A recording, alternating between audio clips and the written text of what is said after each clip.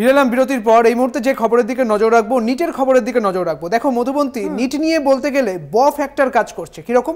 NEET যা একেবারে বিতর্কের মুখে, নেট যা বাতিল হয়ে গিয়েছে, নিটের কাউন্সিলিংয়ে স্থগিতাদেশ দিল না সুপ্রিম কোর্ট। এনটিএ কে নোটিশ পাঠিয়েছে এবং নোটিশ পাঠিয়ে আর্জি জারি করার, খারিজ জারি করার কথা বলা হয়েছে। 8ই জুলাই একত্রে সব আর্জি শুনবে শীর্ষ আদালত। অর্থাৎ নিটের কাউন্সিলিংয়ে স্থগিতাদেশ দেয়নি সুপ্রিম কোর্ট এবং যেটা জানা যাচ্ছে যে এনটিএ কে নোটিশ জারির আর্জি তাও কিন্তু খারিজ হয়েছে। একদমই তাই। এবং নিট নিয়ে যে প্রশ্ন ফাঁসের যে বিতর্ক উঠে আসছিল, সেক্ষেত্রে নিট নিয়ে কিন্তু কোনো রকম কোনো যে কাউন্সিলিংয়ের ক্ষেত্রে কোনো রকম যে কাউন্সিলিং খারিজ করে দেওয়ার কথা কিন্তু এখনো পর্যন্ত সুপ্রিম কোর্টের পক্ষ থেকে বলা হয়নি। 8ই জুলাই একত্রে সব আর্জি শুনবে শীর্ষ আদালত, এমনটাই জানা গিয়েছে। অন্যদিকে নেট কিন্তু একেবারেই বাতিল করে দেওয়া হয়েছে। 18 জুন নেট হয়েছিল, 19 জুন তা বাতিল করে দেওয়া হয়েছে। নিট নিয়েও যখন একাধিক অভিযোগ উঠেছে, বিহারে একসঙ্গে বেশ 13 জনকে গ্রেপ্তার করা হয়েছে বলে খবর উঠে আসছে, তেজস্বী যাদবের নাম উঠে এসেছে, ঠিক তখনও কিন্তু এই নিট নিয়েও খুব একটা যে তৎপরতা দেখতে পাওয়া গিয়েছে তা কিন্তু নয়। যেটা জানা গিয়েছে যে শীর্ষ আদালত বলেছে যে শীর্ষ আদালত যে কাউন্সিলিংয়ের ক্ষেত্রে কোনো রকম কাউন্সিলিং খারিজের কথা কিন্তু একেবারেই বলেনি। 8ই জুলাই একত্রে সব আর্জি শোনার কথা রয়েছে শীর্ষ আদালতে। নিটের কাউন্সিলিংয়ে স্থগিতাদেশ দেয়নি সুপ্রিম কোর্ট। আরো বিস্তারিত জানবো, আমাদের সঙ্গে টেলিফোন লাইনে রয়েছেন আমাদের প্রতিনিধি পল্লব চট্টোপাধ্যায়। পল্লব, সুপ্রিম কোর্ট ঠিক কি জানিয়েছে?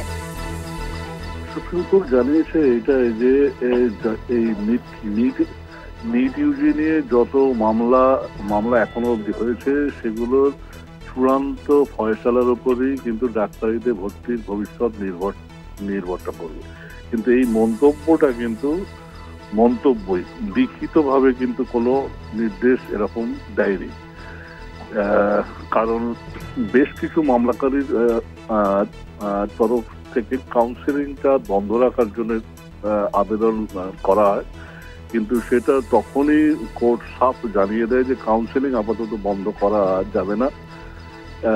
কারণ দিল্লি এই বলে বিহার এবং গুজরাট পুলিশের কাছ থেকে যেসব তথ্য এনআইটি এখনো অব্দি পেয়েছে, সেগুলো কোর্টে আসার পর 8 জুলাই চূড়ান্ত শুনানিটা হবে এবং সেটা হয়তো 8 জুলাইতে শেষও হবে না, হয়তো 2-3 দিন ধরে চলার পর কিন্তু কোর্ট চূড়ান্ত সিদ্ধান্ত নেবে যে এই পরীক্ষার ভবিষ্যৎ কি।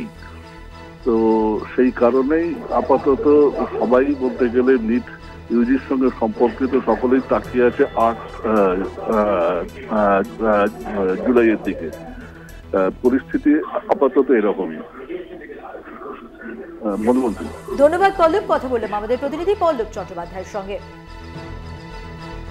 অর্থাৎ 8ই জুলাই একত্রে সমস্ত আর্জি শুনবে শীর্ষ আদালত, এমনটাই শীর্ষ আদালতের পক্ষ থেকে জানিয়ে দেওয়া হয়েছে।